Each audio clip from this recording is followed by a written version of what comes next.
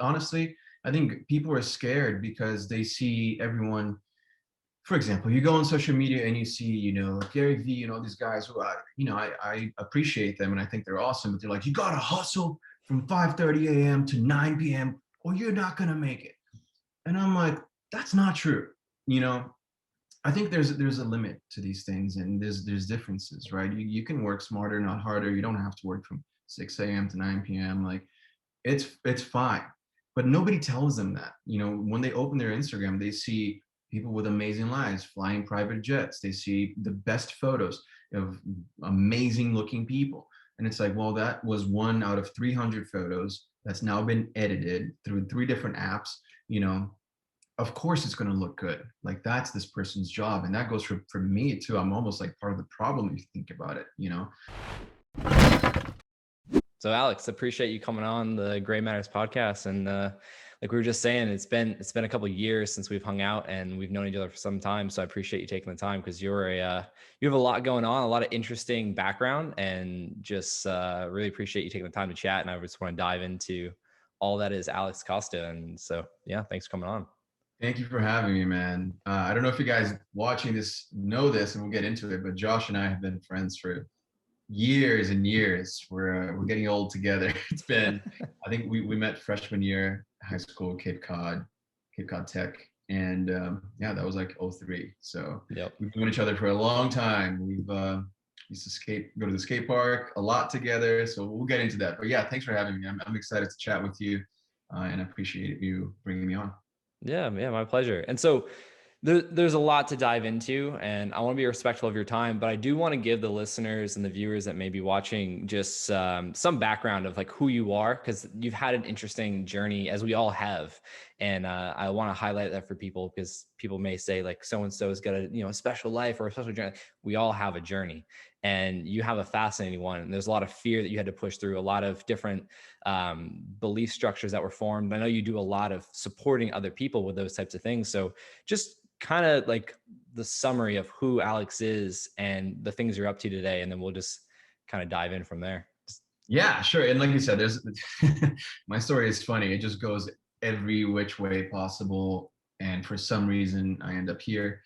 Um, but I am Brazilian. I moved from Brazil to the U.S. when I was 13 years old, and I moved to LA when I was about 23. And I've been doing a lot on social media in terms of teaching men how to dress, how to talk to girls, how to groom themselves, how to do their hair, stuff that guys don't really like to talk about.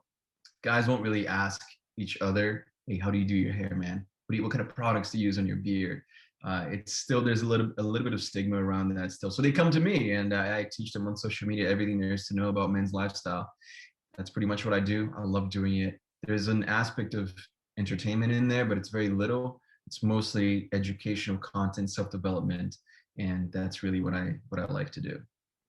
I love that. And just a quick little note, I I definitely had the thoughts going through my mind of like, oh man, how's my hair? How's my beard looking? Am I, I got this plain tee on, things like that. Because I've watched you, like you said, we've been friends for a while, but I've just seen you evolve on the internet and just social media, and then getting to hang out in person, like I said, a couple of years ago. And it's just funny because like those are the first things that came to mind. Because it's like, who am I talking with? All right, like let me, and then before we start recording, you're checking your lighting. And so I really appreciate the quality that you bring, but also the authenticity and, you being there for people that aren't going to have those conversations naturally on their own, or maybe reach out, but you're giving them a space to feel comfortable, because whether people want to acknowledge it or not, like those are the things that go through our mind. And so you being able to put yourself out there, be that example, and allow people to, learn from you and ultimately improve their lives, because, image isn't just, what you look like, but it also has an emotional aspect of it, which can change your life externally as well. So Dude, I mean, it completely changes you as a person. I think once you start to I'm not even saying like dressing well, or like when I say dress well, people immediately think of a guy wearing a suit and being so, like stuffy. That's not what it's about. It's about feeling good, right? And dressing well can mean anything you want, as long as you feel good in your own skin, you feel good in your style. So when I say dress well, it just means as long as it gives you that confidence that you need, because it really does, right? You look good, you feel good, and then you're ready to take on the world. And I truly believe in that, yeah, it might be just a little bit of an extra boost of confidence, but if you do your hair properly, you have a good hair day, let's say, like, all right, I'm feeling good today. I'm gonna nail this interview, or I'm gonna do really well with this date, talk to this girl or whatever. It does help. It does help. And I've noticed it with my subscribers on YouTube. The comments that I get are so positive, so uplifting. They're like, dude, because of you, I got this date. Was it because of me? It wasn't. It's because I just said, hey, you should probably try to dress like this or like that. Make sure that you feel good and confident in what you're wearing. And that immediately changes people's perspective of you. So that's what I love doing. I love hearing that feedback from my followers, being like, hey, this has changed. And it's because I started doing what you asked me to do, taking on these tips and actually applying them to my life. And I love that. Yeah. There's no better feeling than someone saying thank you or sharing a win that you didn't do it, but you helped facilitate the thought for them to go out and do it on their own. And so I definitely applaud that. And that's, what I do with helping people improve their health and their career. It's like, you said, when you look good, you feel good. And when you feel good, every aspect of your life is going to improve.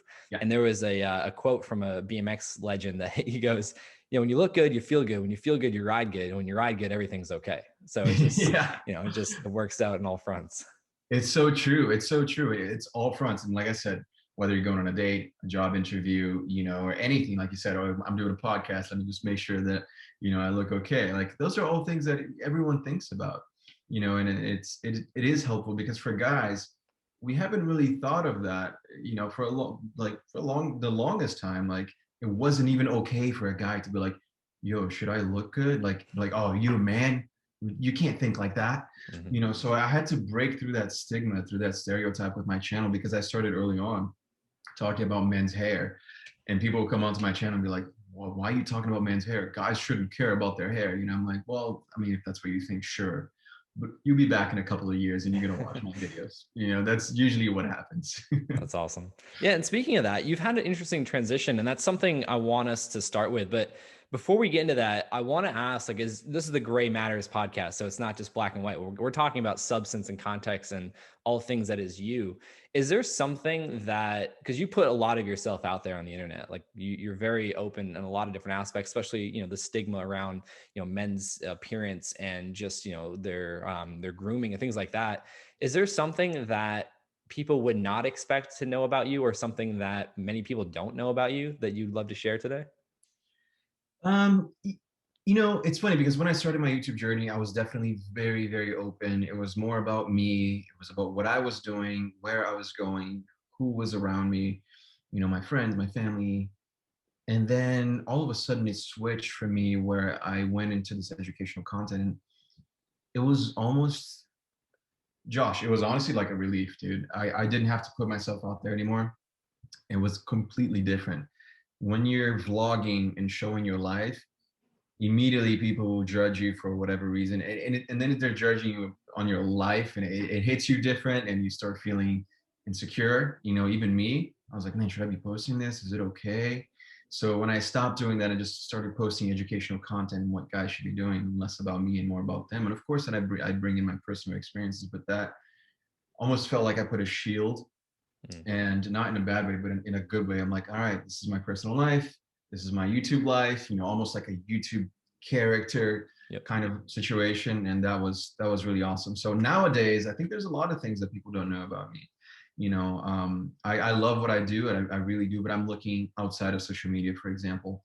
For the next few years, I want to build businesses off social media, real estate and other physical businesses that I'm looking at. So I'm trying to do all of that behind the scenes without really involving my social media stuff in this.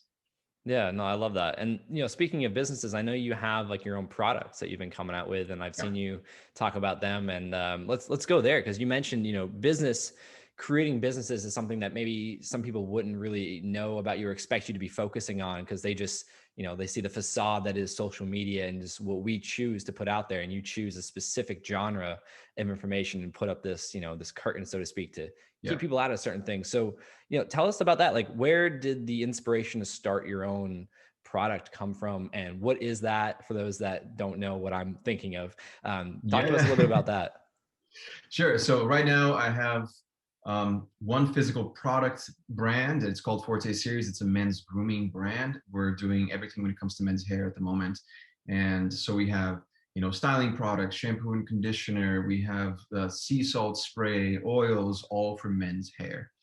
And, the reason why I started to do that product and why it made sense for me is because my audience really loves men's hair content. It's really difficult to find a good men's hair influencer, if you want to use that word on social media. There's just not a lot of us. And I was teaching my audience about, this is how you should do your hair, whether it's short or long, whatever. These are the different hairstyles that you can choose depending on your face shape. These are the products. And I was promoting a bunch of these different products, not even sponsored, just because I like them. Mhm. But it didn't fulfill me. I was promoting other brands and I'm like, why am I promoting all of these other brands that are like, okay, they do the job, when I could create my own. I know what the audience wants. I get this feedback every single day. Oh, this product needs this, needs that, it doesn't smell good. I was getting that feedback from millions of people immediately every time I posted a video, which means I had access to all of these men's suggestions and opinions when it came to products immediately. So that just gave me an edge, and I'm like, what? I need to make sure that I'm using these benefits of being an influencer, having this audience behind me. And that's when I decided to create this men's product. So we started with one clay, which is a heavy clay that you apply to your hair. It's super heavy hold. It's awesome. And then we created the paste, oil, shampoo, conditioner. Now we have, like, I want to say 9 products. We're launching 2 more next month. We're launching another one the month after that in June. So we're rolling, like we're trying to get as many products out this year as possible. And people are loving it, man. I get the feedback immediately as soon as I do a video. Hey, this is our new product. This is how you use it. Ships out today. People buy it, and then they tell me, this is what you need to do. This is how you make it better. I like this one better or that one better. And we make those changes. We're not a huge company that doesn't listen to their customers. That's the edge that we have. I listen to everything. I read all the comments, and I love. Probably you can see that I probably talk too much. I love it, man. I get excited. I get samples like every week. I smell everything myself. I'm like, no, this consistency is not good enough. It's too thick. It's too oily, and I change. I do it all myself when it comes to product development, and I love it. That's amazing. Yeah, and it's easy to see your passion. I mean, you can see that from afar on social media. You can see it now. I mean, it makes sense that you would come out with your own product, because when you develop a following and a tribe of people that are consuming your content, that are benefiting from it, and your intention is to serve them and bring them value, why not have something that they can take from you to go home with, rather than all these other brands, when, yeah, you can benefit from it, but also it's something you trust, you're putting your passion, effort into it, and it's something that you can Exactly. give the people that support you from yourself. So I think that's Yeah, and, perfect. and not that there's a huge difference, but I found myself promoting a lot of women's brands, and products were great. Like Moroccan oil, for example, was a product that I used to promote a lot, and I still love their clay, but it's packaged, kind of like softly, for it's more feminine, Mhm. right? So I'm like, okay, I can make a product that's better than this, that literally suits my audience, and make the packaging more masculine for, more modern or whatever. And that really set us apart. Yeah, no, it's perfect. And I mean, that's, you see a need, you've built a community that has that demand, and you supply that demand, and it's just going to be that much more beneficial to them and to you because of it. So I think it's Exactly. perfect. So it's been definitely a passion of mine. And then we're launching 2 new brands this year, which we can talk after the podcast about this, that I'm very excited about. And then 2 physical product brands. And then also, I have a digital product called Inner Circle, which is a community of guys. It's like an exclusive community. You join, and all of a sudden you get access to guided content. So I have 6 months worth of content for these guys who are trying to better themselves, right? And it's all about changing your mindset, developing your mindset as a man, really changing your style from 0 to 10, and then also talk about communication skills. Me being Brazilian and having English as a second language, I had to go through a lot. I had to learn a lot when it comes to communication to be able to do even this right now. And so I teach all of that to these guys, and we have hundreds of guys where they're learning every day. And then they also start, what I found was super interesting, teaching each other and helping each other within the community. So this community became kind of like just a group of guys helping each other out. They've developed on their own accountability calls every Saturday. I didn't even do anything. They're like, hey guys, we should do this. Every Saturday they're on this call and they're helping each other out. So it comes down to that saying, you're the average of the 5 people that you spend the most time with. And they're spending time with successful guys, or at least guys who are really working hard and are driven to become successful. And that makes a huge difference, right? So this community is called the Inner Circle, and I love it, man. I join I go in the group every day just to see what's going on, and they're posting outfits, being like, I'm going to the date tonight. Should I wear this? And all the guys are commenting back, maybe you should change the shoes or this. It's awesome. I absolutely love it. Yeah, man, that's amazing. That's amazing to see the culture kind of developing on its own inside of there, and then people just like you said, taking the lead and just, hey, let's hop on this accountability call. Let's keep each other accountable. Let's support one another, and then you're just kind of witnessing kind of it evolve with the intention that you started it with.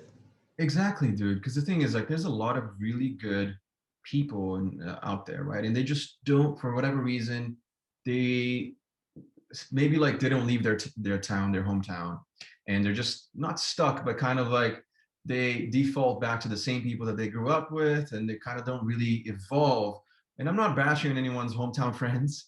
I'm just saying it's good to change it up sometimes and get different perspectives, right? And you and I know this. I mean, you left Cape Cod, I did as well. And when you do, it's like, whoa, there's this whole world out here. It's a lot different than I thought. And that's really what it is for me. I launched the Inner Circle during COVID, and that was the sole reason why I launched it, because otherwise I probably wouldn't have had the time. But I was home and I'm like, I can't really see anyone. Let's create this digital thing where guys don't have to leave their homes and they can still learn, still meet new people and be part of this community. And it's been going, really well. So I'm happy with it. Awesome, man. Yeah, congrats on that. That's amazing. And yeah, like you said, like, I mean, like if you don't leave where you come from to explore or just to get out there and challenge yourself, you're not going to know what's possible. And I mean, I saw that with BMX. Like it came down to, what do I want to do? Do I know anyone that's done that? Oh, they're not here. Well, I need to go there. I need to be with those people. And we can do that digitally now. Back then we could, but it wasn't as prevalent as it is now or accessible. So I think that's a fantastic option, and you're seeing it grow, and you've done the same. Like, you put yourself out there. Now you're looking at moving again, and we both actually are at the same time in like Yeah. so many places. But it makes so much sense, because if you want to do something that no one around you has done, there's other people out there that have, and I refer to them as virtual mentors. Like it's the people that have helped me get to where I want to go because I'm seeing them, and that's something I wanted to ask you about as well. And I should probably wait because there's some background that I want to touch on. So we talked about, we met, freshman year at a technical high school. And I want to ask about, when I met you, you were, we were at the skate park together. I think transitioning away from rollerblading and skateboarding to more focus on BMX, but you also were in the school for IT and things like that. So I know that played a big role in like the next steps to where you are today. So can you speak to like kind of the journey of, being in Cape Cod Tech in IT, and then what you did after? Because I want to say, what I remember you were talking about before was you created like a gaming YouTube channel. Yeah. And that kind of took you somewhere else. And then when I met you for lunch a couple of years ago, you were transitioning to what you're doing today. So let's just start there, Cape Cod Tech. And then like, how did that bring like full circle to where you are now, and what that, I would say, like the opportunities that open for you? Yeah. And it's interesting that's why I said that my story kind of like goes everywhere and then it all comes together in the end, which is interesting.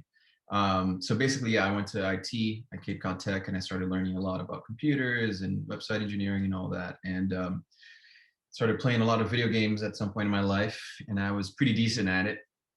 And I decided, hey, there's nowhere for guys to compete in this video game. Like, why are guys not competing? It's such a cool thing to do. And so I created this website, and it was called Cyber Gamers. This website where people paid to play, and then there's a big prize pool in the end. And I used a lot of my IT knowledge for that, even though like I still had friends helping me out with the graphic design of things and organized community management, and even the website design as well. So it was definitely a collaborative effort, but it was my idea. I came up with it, and I was so happy, so proud of being able to come up with that. And it did well. It did pretty well. But the thing is, I was like, I don't have money to advertise this. how do I get this website in front of more people? I know there's so many, at the time it was Call of Duty. I know there's so many Call of Duty players out there. They want to compete. They would love to do that. It's very cheap to enter this tournament. Why are there not more people coming in? And then I started watching YouTube videos on gaming, Call of Duty. And I thought, okay, maybe I'll just do some YouTube videos promoting my website, this. So I started doing YouTube videos, me playing Call of Duty, just the game, not my face or anything, and basically teaching them this is how you play Call of Duty competitively. These are the rules. This is why you should sign up for Cyber Gamers, blah blah blah. And the channel started to pick up more and more and more. And what I found, and the website was doing really well, things were moving. But what I found was that I absolutely loved being a content creator. I fell in love with YouTube. I fell in love with creating content every day. I had this creative side in me that I never really explored. So for me, that was very interesting, coming from IT and like just computer stuff and binary to like, oh, okay, you can be visual and creative. And that was super interesting to me. So the channel started to grow, and no longer was it about the website. It was about my channel and this brand that I was creating for myself as the gamer, on YouTube. And I loved it. I fell in love with that. But as time went on, I actually fell out of love with gaming itself. I think gaming is super fun when you're playing 6, 7 hours a day to create content. It's not as fun anymore, man. If I have to look at that GTA 5 loading screen one more time, I would probably just throw my computer away, like chuck it. So I was like, all right, I can't do this anymore. I got to do something else. And I started vlogging, showing more of my life. And at the time, everything was in Portuguese. So Brazilian people really like that. Hey, I'm watching this random Brazilian guy all the way in Los Angeles showing me his life. Little things. Let's show them the grocery store in the United States in Los Angeles. They're like, oh, this is different. Everything looks different. Let's show them my car. Let's show them my apartment, how much I pay for this apartment. Everything is new to them. So that was really cool. But also what happened is they started asking me questions about my body. They're like, oh, you're kind of fit, but you're a gamer. How does that work? You're also like, you have cool hair. Let me talk about your clothes. What are you wearing? And that's when I found that niche. That's when everything clicked for me. And I was like, there is nobody doing this out there right now. And guys need it. Guys really need it. I needed it. At the time they were asking me about my clothes, I don't know why, because I did not dress well. My hair looked like crap. Like I was like, sure, I'll talk about this. But then as I talked about it, I also learned. I also did a lot of research. That's one of the things that I pride myself in. If I'm going to talk about something, I'm going to do a lot of research before it comes out of my mouth. Yeah. So I learned a lot about men's fashion, about men's hair, grooming, fitness, all of that before I started talking about on YouTube. But that's when my channel really started to pick up. So you started the website and the gaming aspect of your channel after you moved to LA? I started the website. So basically, I started the website in 2000 and I want to say 2009. So it was right before I moved to LA. Oh, okay. So let me tell you, I guess there's a little gap there. So I started doing the website, started doing the gaming content, and it was going well.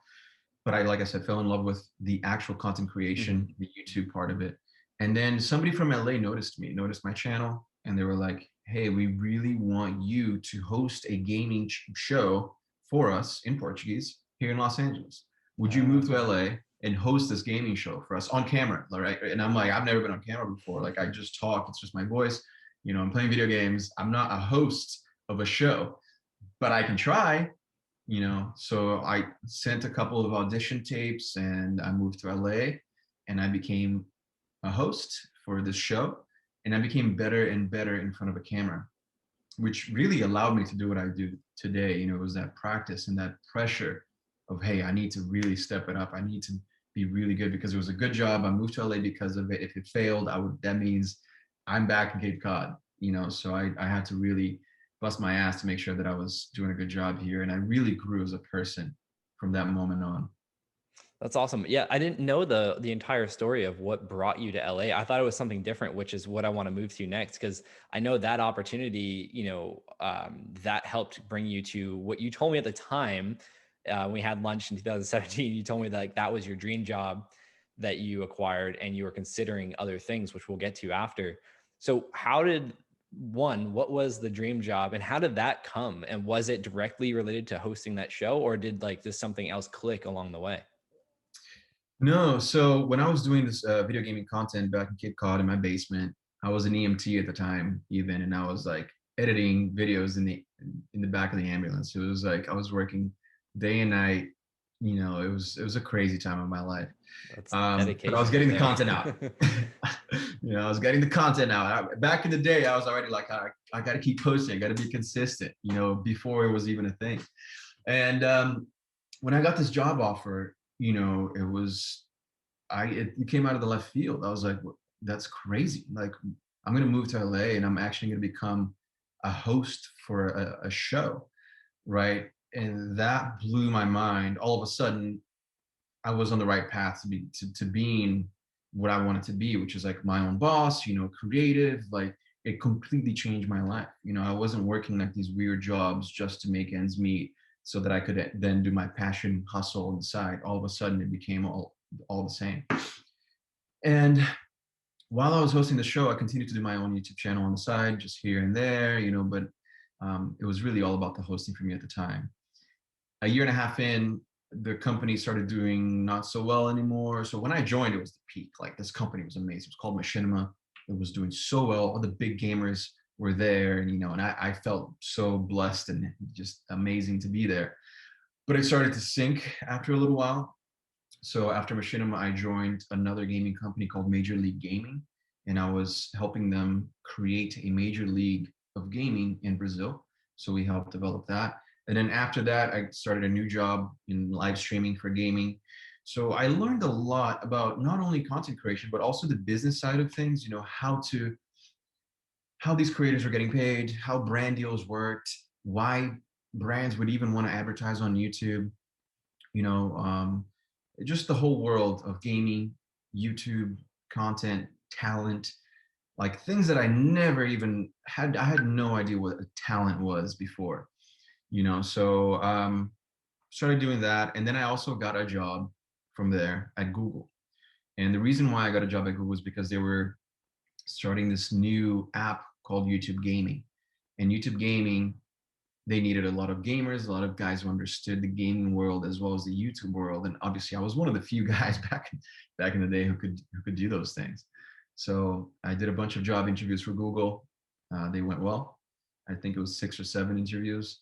I got the job, and I worked at Google developing their YouTube gaming app and their YouTube gaming creators for 3 years. So I worked there for 3 years, and I think that's about where we met. It was like 2017, which was about a year before I quit that job at Google Yep. to do my channel full time. That's awesome. And so what comes to mind with that is, a lot of people ask me, like, how do you find like your passion in life? And I always tell them, like, what are you really asking? Because the way I found mine, I don't think anyone wants to go through what I've gone through in life to get to there. But what I just heard you say, you didn't say this directly, but what I'm hearing is, you followed one interest and you gave it your all, and then you fell out of love with it as you found a new love and a new passion. Then that just continued snowballing, what led you to today, which I would assume you're entirely fulfilled with and you love. But I would also argue you probably would have never fathomed doing what you're doing today back on Cape Cod when you're EMT editing Yeah. videos for your gaming channel. So when someone is to ask you, like, Alex, how do I find my passion? Like, what is your response to that? Yeah, my answer is it's I'm not sure. It's honestly, it's difficult because I found my passion by literally doing everything and trying everything, you know. So I like I said, I worked every kind of job you can imagine on the Cape. You know, I worked at Best Buy, and I worked at Subway and Domino's, and I was a landscaper, and I was a bouncer at Embargo. You know, it was just like just trying different things, all of that while, you know, I was playing video games here and there. I was going to school for criminal justice. Um, I became an EMT, so I went to school for that, and I wanted to become a paramedic. So my philosophy, my strategy, if any, was to literally just try everything, just get a nibble out of every single industry and see what was good, you know, see what tasted good. So it was just really me about like trying everything out.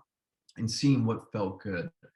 And I think that's where people struggle today, because they're like, I'm going to go to school for many years to become this or that without even trying. Like, how do you know? You're going to go to school for that long, and then you're going to become a doctor, a lawyer, or whatever, and then you're going to see if you like it. That to me just sounds horrible. That sounds, it's a huge risk, you know. That's why so many people end up in jobs that they don't really like, because they don't even try it beforehand. I would say, if you think you want to become a doctor, a lawyer, whatever, yeah, you make sure that you get into an internship first. Make sure that you're trying these things out, understand the business, really understand it before you like go through all of this school system to get to the end and be like, oh, I don't really know if I want to be on my feet, from 8 to 7 doing this. Like, you just never know. So to me, it was really all about trying new things. And when I wanted this website to work in gaming, and I found YouTube, and that was, mind blowing to me. Like, I loved it. And then I fell out of love with gaming. So it was all like trial and error. Like, okay, let's keep moving up, but we can move sideways a little bit and see what else is out there.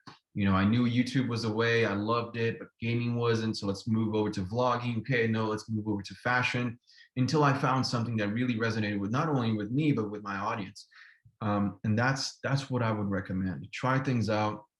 Don't be afraid to, spend a summer doing some type of internship just to see if you're going to enjoy that type of work or not, because that will go a long way later on. It's better than regretting it. For sure. Yeah, you and I share a similar response or an answer to that question, and it's just go try things. I Yeah. tried a lot of sports. I had a lot of jobs. I tried a lot of things. I looked into a lot of things, and then BMX just came into my life one day, and then I found I was, good at it enough to continue pursuing it, and then that led to an opportunity, and then that led to the life I live today, which has nothing to do with BMX other than the fact that it got me here.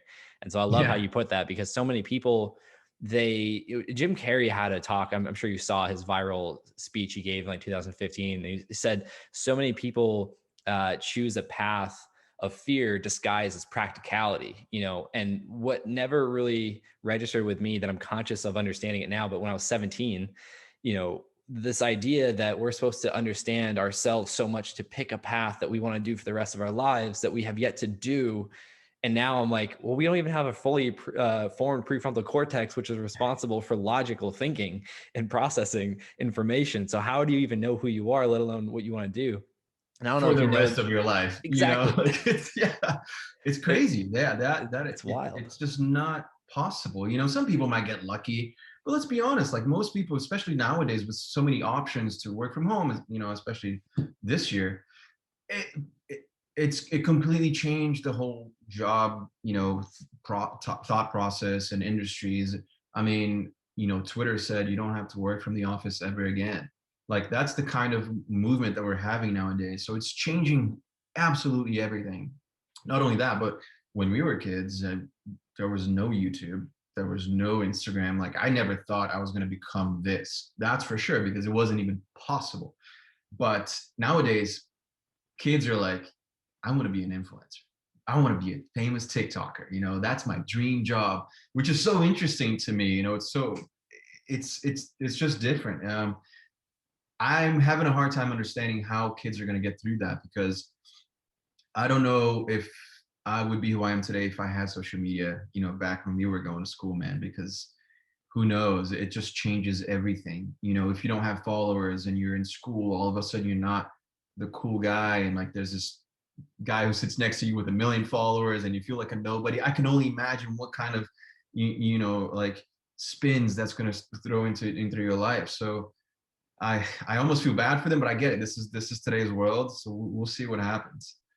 Yeah, speaking of that and like mental health and just confidence and what's the word? I can't think of the word, but like just appreciating yourself and self-worth. Like, have you seen the documentary The Social Dilemma? Yes, I have. That was kind of eye-opening, because I didn't know a lot about these systems and how they work, but like the way they put it was just how polarized things are on one end of the spectrum and the other, and just how there's generations being born into, like, I know parents that give their 5-year-old an iPad and like they just go to town on it, and then they Yep. develop these these connections with people they don't know or people they do know from social media. And Jackie and I were watching American Idol this season, and like there was a girl that her mom has never seen her sing other than on her Instagram. And I was like, and so in an What? audition, she killed it in the audition, and they made her, well, they didn't make her, but they had her speak or sing to her mom in person. Like they pulled her mom in, and it was like this beautiful moment. And I was like, how does that make sense? Like my mom was with me at the skate park every Right. day she could. And this young 17-year-old is a phenomenal artist, and her mom has never heard her perform other than from her phone. Like, that's just so mind-boggling. That is insane to me, dude. Like, it's a weird. It's like it's almost a different, two different worlds. You know, it's like the real physical world, and then like just a digital world. And sometimes they don't come together at all. You know, and even as a content creator, sometimes people do a really good job of being the same person in both, but a lot of times they're completely different people. You know, online and in Yep. real life. So I didn't know that. That's crazy. If my kid was, oh, I'm gonna go to American Idol because I think I'm a good singer. I'm like, well, sing to me right now. Let me hear it. You know, like, come on. Well, it was No, thanks I'm to into it. COVID and the restrictions, because there was so many more entries because of the digital entry or auditions. They didn't have to go to a physical location, so a lot more Yeah, people, one, felt comfortable to audition from their bedroom, and it then makes two, like sense. that's how they do it. So they were able, they didn't have the means to get somewhere. So there was like this explosion of talent, and they're just, one of them just had never, her mom had never heard her sing other than from her It, phone. It's like, isn't what? that crazy that people are so afraid of doing something that they might be really, really good, and their mindset is so negative, and they doubt themselves to a point where they're like, I'm not gonna drive 20 minutes to do this audition, but I'll send a video in, like Yeah. whatever. I'll send, you know, like what? If you're that good, you wouldn't even try, you know, you wouldn't even drive 20 minutes to give this a try. Like, come on, man. It's crazy to me. Yeah, what do you think about that? Because what you just said is something that is really profound, and I spend a lot of time with like my clients working through these limiting beliefs that started when we didn't have the ability to think for ourselves. We just kind of modeled what we absorbed, and we just just modeled it. Actually, it's the best way to put it. So I remember when I was, a teenager going after my BMX dream, social media wasn't a thing. And so, yeah, there was the doubts that came in and out. But as an adult doing different things from BMX, I've noticed like there's just more of like this like noise or this character in my mind telling me all the reasons why I'm not able to, I shouldn't, or what if this or that. And I honestly believe it's because of social media and like these facades that people put on, or the comment section or things like that, that we didn't deal with when we were younger and is now a very prevalent aspect of life. But what do you think about that with like the situation with the girl not singing for her mom, but then being like, oh, I'll send in the video? Because to me, it's like, one, there's like safety because it's not real. Like it's not like it is, but it's not real. But then two, it could be limiting for other people because of the internet world, and so like what do you For think of all sure. that? I think you hit it on the head. Like honestly, I think people are scared because they see everyone. For example, you go on social media and you see, Gary Vee and all these guys who I appreciate them and I think they're awesome, but they're like, you gotta hustle from 5:30 a.m. to 9 p.m. or you're not gonna make it. And I'm like, that's not true. You know, I think there's a limit to these things, and there's differences, right? You can work smarter, not harder. You don't have to work from 6 a.m. to 9 p.m. Like it's fine. But nobody tells them that. When they open their Instagram, they see people with amazing lives, flying private jets. They see the best photos of amazing looking people. And it's like, well, that was one out of 300 photos that's now been edited through three different apps. you know, of course it's going to look good. Like that's this person's job. And that goes for me too. I'm almost like part of the problem if you think about it, because I do like, I'll take a bunch of photos, choose the best one, edit, and then post. That's the I process. understand what you're saying, but I think you do a good job about being transparent, and like you are very open and honest about, this is what I'm doing. You teach people that. And Yeah. so to the point you're speaking, I don't think you're, and I know you didn't really mean it, but like I don't think you're part of the problem. I actually think you're part of what exposes the problem. Because just the fact to say, like you see Gary Vee, you respect him, But I was one of those people like 4 years ago, I got wrapped up in that. And I was like, I'm a failure because I'm not working my ass off, my face Yeah, off from morning to night. And I'm not going anywhere even when I am. And it's creating more. I fell into that. And it took, other people to be like, that know him. And they're like, that's not, there's context. He has a team. He's, so I think what you exactly. do is a really good job, especially with your words there, of exposing the truth that most people don't see. They just see their sway. Oh, Gary Vee says I'm not worth anything because I don't work hard enough. But then over here, he's telling me love yourself, but I'm not working hard enough. Like, how do I do all this? So I think you do a really good job of being transparent because you're ultimately exposing like the reality of it. But like, here's how to improve that if that is what resonates for you. Exactly. And people have to understand, like, when especially me, education is my main thing, like making people feel good and teaching them how to look their best and feel their best. So, I'm very on, I have videos on how I edit my photos, how I shoot my photos, and this is my job. So I have camera equipment. Yeah. But I tell people, hey, you do you, man. If you want to use an iPhone, use an iPhone. It doesn't matter, right? But And so you I use videos about like how to use like this basic phone to get something like this is how you can make anything exactly. work.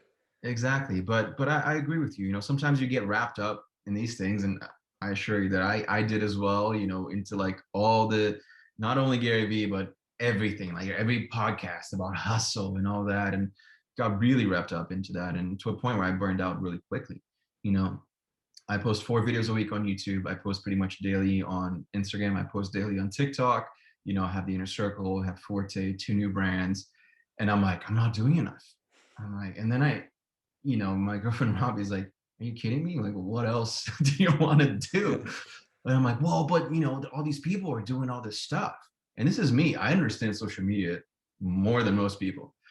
But the reality is, you gotta have time for yourself, and I wasn't letting that happen. And it was I was getting stressed out. So I had to be like, you know what? This is all content. They're posting this. There is an audience for the hustle mentality, because these are the guys who are not really doing much. And then they listen to a Gary Vee who's very motivational, and they're like, all right, let me do something. I get that. But I'm at a point now where if I do any more, I'm going to go crazy. So you take it with a grain of salt, and that's with everything on social media. Like, nobody has a perfect life. Nobody, no matter who you are. The Kardashians don't have a perfect life, right? So you have to take it with a grain of salt. You have to understand what's better for you, and you don't have to look your absolute best all the time. You have to feel good. That's Mhm. really all that matters. For sure. With all this talk, I want to bring it back to something you said earlier about this word influencer and how you happen to be an influencer. I've had a hard time with that word being a professional athlete. And then now people label it, oh, you're an influencer. I'm like, what does that mean? I get it. I've accepted it. I don't put all my eggs in that basket. I'm curious because when I think of you and how you've created your business and the other business that have come from it, you and I both influence people in various different ways. Like ultimately, the word influencer is just influencing someone to do something maybe different or just something at all. How does that word resonate with you? Because I felt a little pushback from you about that word earlier, and I was like, oh, I want to pick his Yeah. brain about this because I feel some resistance to that word. And I find for me personally, it's mostly because kids are like, I want to be an influencer on social Yeah. media. I'm like, cool. What do you want to do? I want to be an influencer. What, what do you want to do? Like, how do you want to influence Right. people? It's like, It's what is so your mind on broad, that? yeah, it's so broad. It's almost used in like a negative way sometimes, like, oh, you're an influencer. There's An influencer doesn't really mean anything.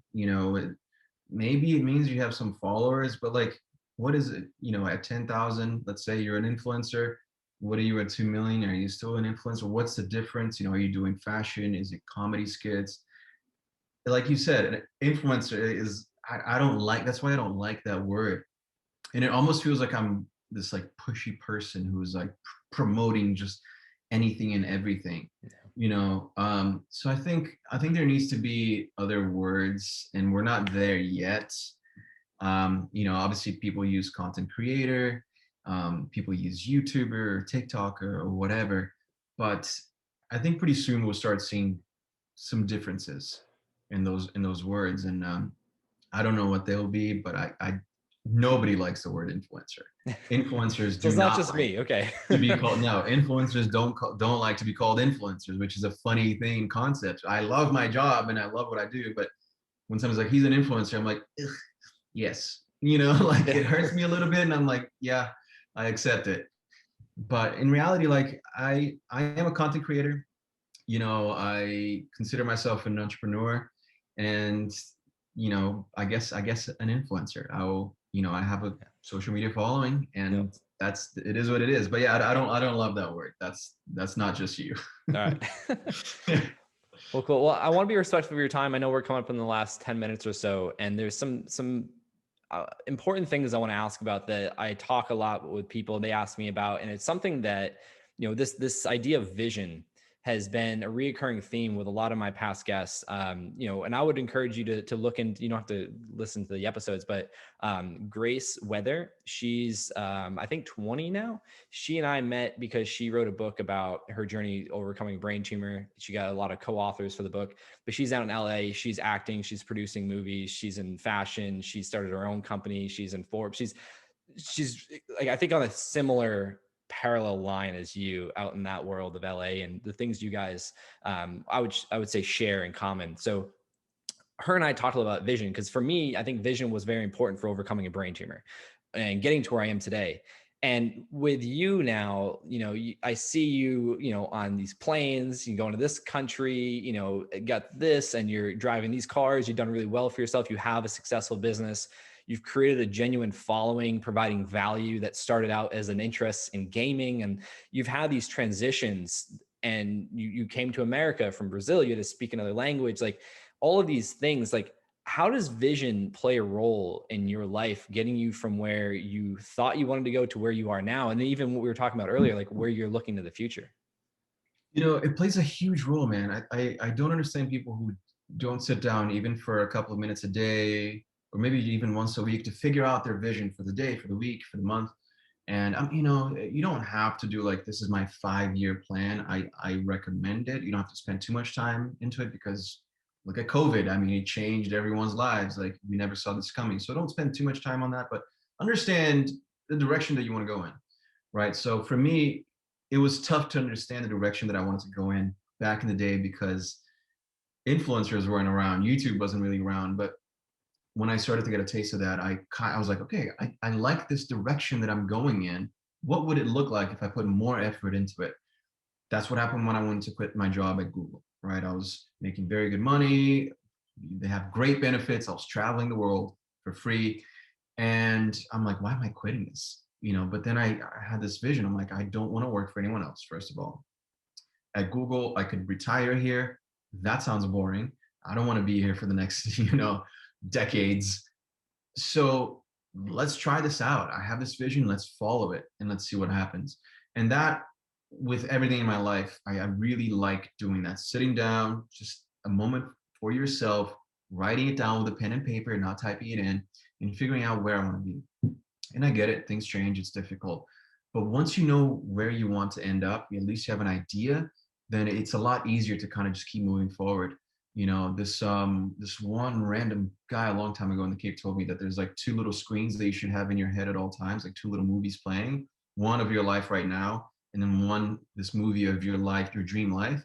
And they could never be the same, because otherwise you get complacent and then you stop growing. So as soon as your present movie starts to get close to your dream movie, you got to like think bigger, you know, which is, it's a great way of thinking to push you harder, but also exhausting, right? Because I'm like, all right, I'll get to 1 million subscribers on YouTube. As soon as I get to 1 million, I'm not celebrating. I'm thinking of 2 million, which is kind of a messed up thought. You never really stop to appreciate what you have going on. And that's something that I had to change early on in this career, because it's such a numbers game. Followers, 1 million, okay, 2 million, 3 million, 4 million, that you if you don't appreciate it, then you're going to burn out. So I try to stop and celebrate every single win, and I just try to enjoy it. Robbie and I do it together. She forces me sometimes. She's like, no, we gotta go and have dinner or do something, especially during quarantine. Like, we've been going a little crazy, before things started to open up again. So yeah, man, vision is extremely important. It's going to guide you, and it's going to get to you to where you want to be. And if without it, you're just literally running around in circles, not really knowing what to do. So I am a true believer of envisioning what you want and going after it. I love that. And I think, you and I share a similar ethic and, working, and it gets to a point where you reach these milestones and you forget to celebrate because you're so focused on the vision. And as a human being, you want to continue growing. You want the Yeah. momentum to continue. You don't want to stop because, like you said, you get complacent. Maybe you fall back Yeah. into old ways, or you just let those things slip. And I was taught to, like, at 90% of reaching our goal, to celebrate, but also to move the goalposts, to like Yeah. continue growing, whether it's a little bit or it's a lot. Because I realized when that was taught to me, I was like, oh, that's why, like, I get to this point and I celebrated a little too much, got too comfortable. One would say maybe a little arrogant or cocky. And then, I was like, why didn't I do well at that contest next month? Or why didn't I do well with this or that? I was like, oh, so I've learned, as human beings, especially in today's society, it's such fast pace. These successes and wins, whether they're small or big, come up all the time, but as a thought. And I loved how you put writing your vision with paper, because, like, I'm a big fan of writing paper. Like, the digital products are great, especially when you're out and about, but there's nothing that beats like handwriting something, because it's putting Yeah. it into the physical realm. And same thing with wins and successes. If we just, oh, cool, that was great, but we don't do anything in the physical form to like embed that win, it's so easy to dismiss it. And as that thought just fades away, and you're like, I'm not working hard enough, I'm not doing this enough. And it's like, all right, Exactly. what's next? And I found that celebrating at a good level, right? Like just enjoying it, enjoying the moment, actually was pushing me harder after. So, let's say I got to 1 million subscribers, I celebrated with my friends, and I was excited to start working again. It wasn't like I'm like, okay, this is it. I'm done. Um, but if I don't celebrate, then it just, you don't feel it, right? It's not as tasty, it's not as good. So I like it. I enjoy celebrating even minor wins now, and just being like, you know what, I'm moving forward. It's good. Let's keep it going, and I'm happy with that. So I try to celebrate every single little win, even if it's something very small, just Robbie and myself, and I appreciate everything. Yeah. I mean, otherwise, what are you doing on the work for if you're not going to enjoy the journey along the way? Yeah, and that changes too as you get a little bit older. You're like, all right, I got to start like enjoying life too. I can't just work all the time, because you know, not long from now we'll be like, 60, and then we're like, wait, what did I do with all of that money, all of that, hustle, all of these achievements? Like, where did that go? So it's an interesting balance that you have to keep. Yeah, and I'm kind of getting into, like, on the back end of my BMX career. Now I'm focused on, like, I think I was doing a lot more play, not just because BMX was fun. I did work hard, but a lot of my, free time was just spent partying and doing all sorts of stuff, like, and living the moment, but that also led to Exactly. health complications and things. But I got to a point where I was like, when I decided to change lanes, so to speak, in 2019 or so, to what I do today, which is still relatively short time, there was like this identity crisis, so to speak. And then I was like, oh, who am I to do this? And like, oh, I got all this work to do. And I'm like, getting into like understanding financial literacy now, and like, like all these types of investing and like doing like, and it's just like, none of that was brought up in my past because I was just focused on the vision, which was to be a professional athlete. And I did it, Yep. but I missed a lot of things along the way. So now I'm trying to give back. And with the last couple of minutes we have, with vision and this thing of identity, that comes up a lot. I just did a podcast, like, an 18-year-old asked me about identity, and he was going through these challenges being in upstate New York, a lot of snow, not able to get outside and ride his bike. And he's like, well, who am I? Because I thought I was a BMX rider. Now I'm not able to do what I love. Was there ever a moment where you went through this, like, who am I to do this? Or who am I if I don't do that? I go through that all the time, to be honest with you. I'm going through it today. I went through it when I was at Google. When I got the job, I'm like, do I deserve this job? Like, am I good enough? Like, all these people went to Harvard. I never finished college. Um, and then, so that was really tough on me, but then it just made me work harder. Mm. It really did. It made me learn how to communicate better, because they were using words that, as an immigrant, I'm like, what are they talking about? And so I had to hustle.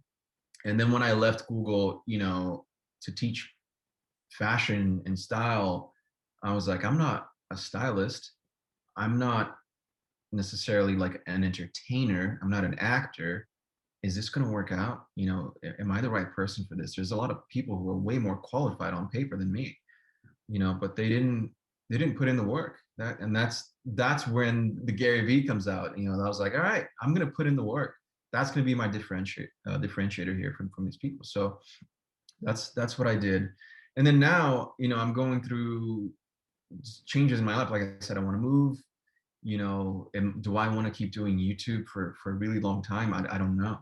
So these are all things, and I'm also like really like we talked about, goal driven and vision driven, and I kind of achieved my goals when it comes to social media. What's next? Like more followers, more subscribers. Like I've worked with the most incredible brands that you could ever ask for. Ferrari, MasterCard. Like who else? What else is there to do? And once that happens to me, I get a little freaked out. I'm like, this is weird. Like, I need more goals. I need something else. And I've been having a hard time with that lately. And that's why I'm taking my goals off social media, because I know what I'm doing here. I have a formula. It's working. I'll just keep doing it. It's a great job. I love it. I love my audience. I love what I do. But it's not fulfilling me in the way that it used to anymore, because I did it. So I'm going through that change literally as we speak. I'm thinking, what am I going to do? I'm literally have a whiteboard in front of me, and I'm writing down like, rental income, blah, blah, blah, like just literally going through a course that I bought about real estate investments, doing a little bit of crypto, and hired like a wealth management, company, like all this stuff that, again, like you said, it's like grown up stuff that I'm like, I had no idea how to do this, especially, like I said, being an immigrant. My mom, could never teach me about taxes. My dad could never teach me about US taxes, because we're not from here. I'm the first one that's going through this. So a lot of things off camera that I'm trying to figure out. And when it comes to my next step, I'm definitely feeling a little bit lost, which is interesting, because I haven't felt this way in a pretty long time since I quit Google. I get Google, I guess. But yeah, man, it's a real thing. It's a real thing. Even for people who are, people look at me like, oh, you have everything going on for you. You're successful. I'm like, yeah, but I don't want to get like complacent and bored with what I'm doing, because then all of a sudden it's not as fun anymore. So things are changing. We'll see where I end up. I'm sure you'll do just great. And I appreciate you sharing that. And I love that you shared that, because so many people may look from the outside and be like, he's got, 2 million followers on Instagram and subs on YouTube. He's got a beautiful life partner. He's got these cars. He's doing this. He's like, he looks good and like all this stuff. Like he can't have problems. And I mean, it's just like, we're all human beings. And I've talked to some of the most elite people in business, and they say the same things. And it's just so interesting when you hear, like a millionaire or a billionaire say, yeah, I'm insecure. And you're like, what? Like how? Like, and it's just because external validation isn't the key to filling those voids. And what I love about what you just shared is like, you're recognizing the transitions in your life, the evolution. So you're getting uncomfortable. And I think you've understood to be comfortable with that uncomfortability and just doing what you're doing, mapping out, going back to that vision. What are you working towards? What excites you? You've accomplished things here. What's next? And I love that you shared that, because so many people think they are broken or weird or alone or not good enough because they just see from afar on the internet, and they don't understand what people really have going on. And that's what I wanted to have you on here. And I love talking about all things gray. I mean, the Gray Matters podcast, like, it's just like, we're human beings.